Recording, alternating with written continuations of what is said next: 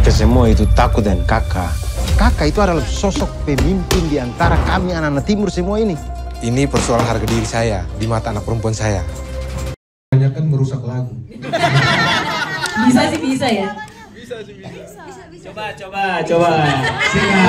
Lagu timur satu nih. Lagu satu. Satu lagu. Tadi sudah nonton kan? Jangan lagu di film, spoiler nanti. Ini yang rekam video nih. Lagu timur. Beta janji. Kalau lagu Teddy Aditya pasti nggak tahu kan. Lagu timur.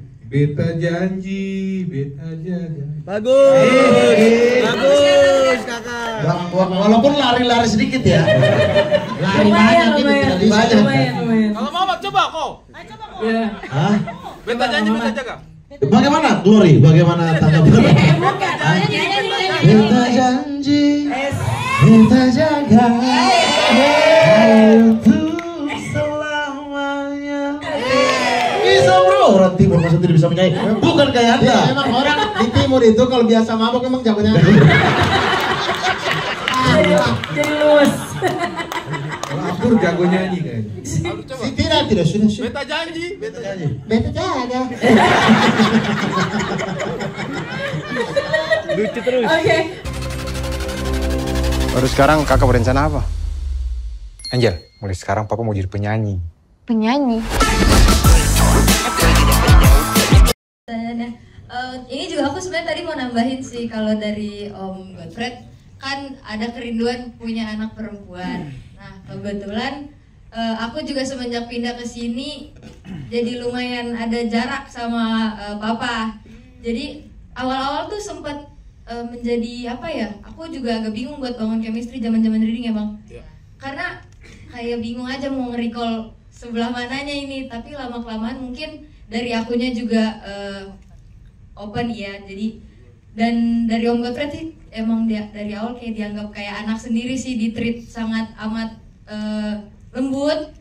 Jadi lama-lama aku juga bisa lebih terbuka juga ke Om Godfred. Makin lama juga kita ya ngalir aja, jadinya semakin lama semakin natural. Mungkin teman-teman jadi ngeliatnya chemistry anak sama bapak dan keluarga ini natural, mungkin karena dari awal tuh pendekatannya menurut aku sih jos. Jos, oke. Sebenarnya kakak bisa menyanyi. Sebenarnya saya juga kurang tahu. Saya mau hubungi Alan, dia kan produser musik. Kita tes vokal aja. Oke. Kini harus aku lewati.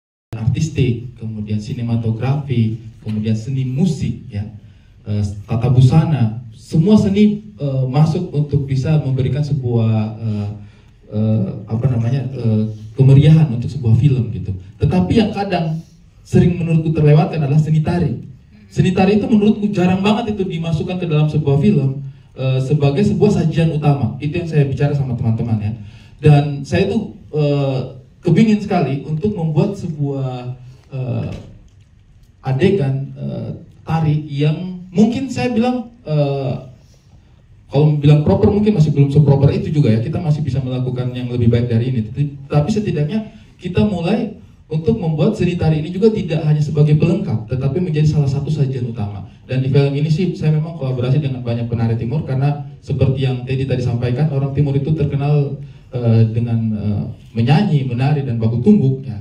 Maka menari ini juga menjadi salah satu pengadeganan yang memang kami pikirkan sama-sama. Saya dengan Kristo, saya dengan teman-teman koreografer juga memikirkan setidaknya kita itu berusaha gitu untuk shot-shotnya, powernya, karena maksudnya saya sudah berteman lama dengan penari-penari ini juga ya. Jadi dalam setiap koreografi itu kita mencoba mencari gitu sebenarnya angle yang dibutuhkan itu apa. Karena menurut saya selama ini yang kita seringkali dalam adegan tari itu mungkin hanya master, lebar, terus cover.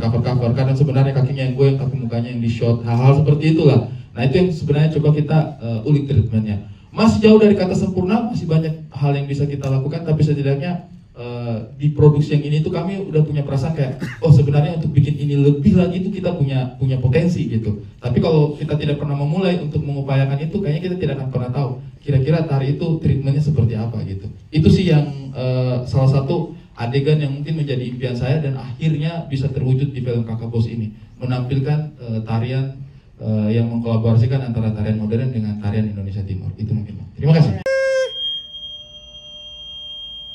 Bagaimana? Baru belum ada yang kasih tahu kakak bos kalau dia pesuara jelek, Kak. Kalau dia ngamuk gimana? Masalah kita adalah kakak bos. Sudah sempat ya kita ini di awal ketemu di awal. Oh ya? iya benar, sebelum mulai film ya. Tadi saya nanya kan, mudah-mudahan nih setelah nonton film teman-teman punya banyak berita ya. Punya ya? Ada ya? Banyak yang bisa ditulis ya? Ada lah ya. Harusnya ada dong, masa nggak ada? Terima kasih banyak teman-teman sudah datang di sini. Yes, Bang Ari sebagai abang-abangan atau abang-abangan timur gitu ya, atau ketua anak-anak timur di Jakarta gitu.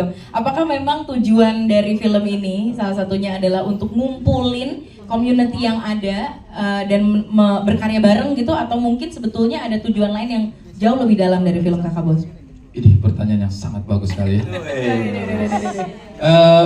Untuk saya pribadi sih memang benar ya. Kalau kita lihat film-film Indonesia Timur itu yang punya tema Indonesia Timur, seringkali itu sangat suka memotret Indonesia Timur itu dengan sudut pandang kesedihan. Ya. Susah air, sekolah jauh, tidak ada fasilitas sarana-prasarana gitu kan. Film-film Indonesia itu suka sekali untuk memotret konflik-konflik di Indonesia Timur. Itu memang kenyataan ya. Saya juga tidak mau bilang itu tidak ada, ya. Itu realita gitu. Tetapi bagi saya yang orang Timur, ketika setiap kali selesai nonton film Timur, selalu kita keluar dari bioskop itu dan perasaan bersyukur gitu kan. Dan saya sebagai orang Timur capek dijadikan bahan bersyukurnya orang-orang ya. Serius ya. Makanya saya merasa bahwa kayaknya kita butuh opsi lain gitu. Film seperti itu silakan gitu, bagus juga gitu untuk biar orang menyadarkan orang-orang bahwa masih ada yang belum terrealisasi di Indonesia Timur. Tetapi kayaknya jangan itu melulu gitu. Jadi kita butuh opsi untuk menunjukkan bahwa orang Timur itu tidak bermuram durja selalu gitu. Ada juga have fun-nya gitu. Dan kalau ditanya tadi apakah film ini bertujuan untuk mengumpulkan seniman-seniman yang ada di Indonesia, benar ya. Saya memang setiap kali nonton film selalu melihat orang Timur tidak mampu, orang Timur tidak bisa, orang Timur tidak sanggup. Tetapi di film ini saya sajikan kepada kalian talenta-talenta Indonesia Timur yang semuanya sanggup. Ya. Saya bawakan Godfred Aurilio, bertahun-tahun, belasan tahun di dunia acting. Saya bawakan Glory, pendatang baru, tapi teman-teman bisa buktikan sendiri. Putri Nere, seorang jurnalis juga, seorang yang ada di dunia broadcasting juga, dan sudah bertahun-tahun konsisten. Abdur Arsad, Mamat Al-Katiri, siapa yang tidak tahu, mereka sebagai komedian Indonesia Timur. Noella, juara Indonesian Idol. Ya, mantap. Jun Funky Papua, ya, sudah bertahun-tahun menggeluti dunia tari dan konsisten untuk bisa terus berkarir. Teddy Aditya, penguasa anak-anak senja. Mantap. Ya. Jadi di film ini saya berusaha membawakan kalian teman-teman kalau Indonesia Timur itu bukan hanya SDA-nya saja, tapi SDM-nya juga mampu. Itu saja sih dari saya. Kakak Bos itu terlalu percaya diri kalau dia tuh amazing suaranya. Apa akan jadi penyanyi terkenal? Kok akan bikinkan Kakak Bos lagu reggae? Kakak Bos suara tuh macam kambing mau mati. Kok berharap dia mau... Binari itu kalau bikin sebenarnya walaupun komedi biasanya ada dramanya. Di film ini dramanya yang kuat adalah ayah dan anak gitu. Dan kebetulan relate sama kebanyakan orang Indonesia hubungan ayah dan anak. Jadi gitu mau kita coba angkat. Walaupun ini sisi besarnya adalah Indonesia Timur, tapi ini bukan hanya untuk teman-teman dari Indonesia Timur, tapi bisa diterima sama harapannya untuk semua kalangan, tidak hanya orang Indonesia Timur. Makanya ketika Ari punya keresahan mengenai kenapa sih film Indonesia Timur selalu adanya kesedihan, makanya kita pengen udah saatnya film Indonesia Timur tidak lagi mengedepankan kesedihan dan ketertinggalan, tapi saatnya memberikan senyuman dan kebahagiaan. Baru jawab pertanyaan pertama langsung put sih banyak banget ya Mas Vipa ya. Ya udah dari preskon yang lalu sih siapin. Jawabannya sama. Tapi Mas Vipa dengan kata-kata ini apa namanya slogan yang bilang pasar bisa diciptakan. Wih, ini kan Imaginary ini kayak dari kemarin genre beda-beda tapi kena mulu gitu. Apakah percaya dengan kalimat tersebut pasar bisa diciptakan? Percaya nggak percaya ya, kita beberapa kali berhasil melakukan itu walaupun kita nggak pernah merencanakan itu. Sebenarnya ya mungkin teman-teman pernah baca atau pernah juga kita infokan bahwa film Kakak Bos ini seharusnya bahkan menjadi film kedua dari Imaginary. Nah waktu itu prosesnya adalah menurut kita memang belum waktunya, kita pengen semuanya matang. pada saat waktu itu Ari lumayan tertekan karena setelah keberhasilan Ngeri-Ngeri Sedap, jadi dia minta ditunda, ayo kita tunda dulu karena buat kita ngumpulin nyali ya. Tapi nyatanya tekanannya lebih berat karena dia harus setelah film agak lain. Diundur makin tertekan. Jadi buat kita nggak ada yang harus, kita nggak harus ngikutin tren, kita nggak harus ngikutin IP. Kalau memang waktunya kita harus bersabar, lebih baik menunda daripada kita tidak bahagia. Gitu aja sih. Alright. Jadi penyanyi model apa? Buta huruf. Kayaknya lo harus lihat video ini deh. Itu papa lu kan? Bukan. Beneran, dari botak-botak itu papa lu banget. Ini bukan papa gua. Kelima kita sudah siap untuk gala premier hari ini. Thank you so much for coming. Semoga enjoy sama filmnya. Itu aja dari aku. Thank you so much. Terima kasih banyak. We appreciate it. Udah disiapin semua, harus nonton aja lah langsung ya. Walaupun film ini terkesan di posternya banyak kesannya gelap, tapi film ini pasti membuat banyak warna-warni untuk perfilman Indonesia. Bang Ari, silakan Bang Ari. Terima kasih banyak teman-teman. Hidup rakyat. Udah.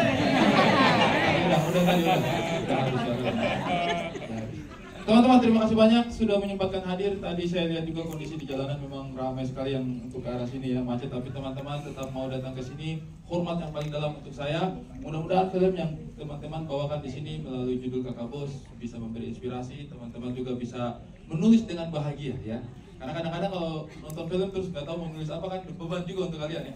Mudah-mudahan film ini tidak membebani kalian. Kalian jadi tahu, wah ini nulis ini enak nih, seru nih ya. Dan juga mungkin seperti slogan saya, biar kulit gelap yang penting jiwa terang. Mudah-mudahan film ini juga bisa menerangi seluruh rakyat Indonesia. Sudahlah, tidak usah lanjut-lanjut buat lagu lagi. Papa bersuara itu memang tidak bagus. Angel bilang begitu sama kau. Mengaku. Ini harinya dia mengaku, besok kita tolak lagi. Ya betul.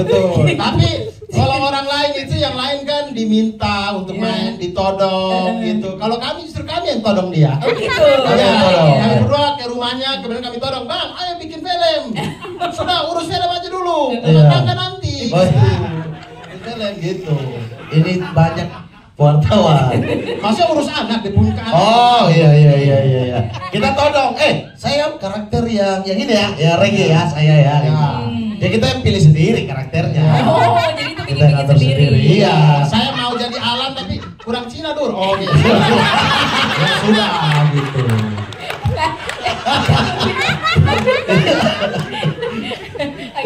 Agak di ini ya, di visualnya agak kurang matching jadinya dari. Oke, tapi karena memang sehari-harinya sebagai komedian gitu kan ya, dapat film komedi dan skripnya semuanya udah ada komedi konsultannya juga gitu kan. Nambahin seberapa banyak sih di dalam film part-part komedi yang versi kalian sendiri? Saya dari skrip 30%, saya tambah 70 itu komedi konsultan. Tidak. Betul. Saya menyaksikan sendiri bahwa dari skrip dan kon itu tidak membantu banyak sebenarnya. Kalau itu lucu kepiawan kami. Bagaimana kami mendeliver sebenarnya itu. Tidak. Dari skrip dari awal baca Pak Ari kasih, kalau saya sih karakter reggae sempat tertukar juga di awal-awal, harusnya manusia ini yang jadi dirinya sebenarnya jadi pemabuk dan hancur-hancuran di situ yang bijaknya gitu. Tapi akhirnya ditukar, saya yang reggae, dia yang gafur, kemudian baca skripnya sudah oke. Ditambah kolaborasi dengan Arif Brata juga. Ya kalau sama Arif Brata nih sama kayak Bang Ari sama Kristo. Kalau dia kasih yang masuk akal, kami yang tolak tuh. Kayaknya cari lagi deh. Pas sudah tidak masuk akal, ada tiba-tiba slip. Hanya merubah dari bangun tidur, dari bangun ke slip, itulah komedi Arif Brata ya. Biar orang nggak bingung, biar orang nggak bingung. Jadi kalau kalian lihat ada adegan Bang Godfrey baru mau bangun tidur, itu kan ada Putri Nere bilang kan, kamu ini apa? Tidur aja saya. Tidur sudah. Pas mau take, Arif Brata datang di sampingnya saya. Bang, mau tambah komedi nggak di sini? Ih bagus, apa itu? Nah, pas kakak bos jalan, itu Putri Nere, Marta bilang, sudah sayang, slip. Saya langsung bilang, Arif jauh-jauh. Jauh-jauh. Berubah kata Bang. Tidur jadi slip. Astagfirullah. Tapi lucu menurut saya. Menurutku juga lucu. Cuma kalau saya tarik tuh adegan, astagfirullah. Saya rasa Arif Jojo memang si kuku mau sampai ke tuang rusuk nih. Kadang saya sudah jauh-jauh, Bang Arif, kayaknya lucu nih Bang. Coba slip. Dia bilang, kok Jojo sih sehantam begitu? Sehantam dadamu itu. Siap Bang, mundur lagi saya. Tapi selebihnya banyak banget. Hanya itu saja hanya satu kali itu saja slip dia punya usulan memang bikin kita sakit hati ya. Dan di scene 37, di scene 86. Jangan terlalu teknis, orang nggak tahu juga. Ya udah yuk.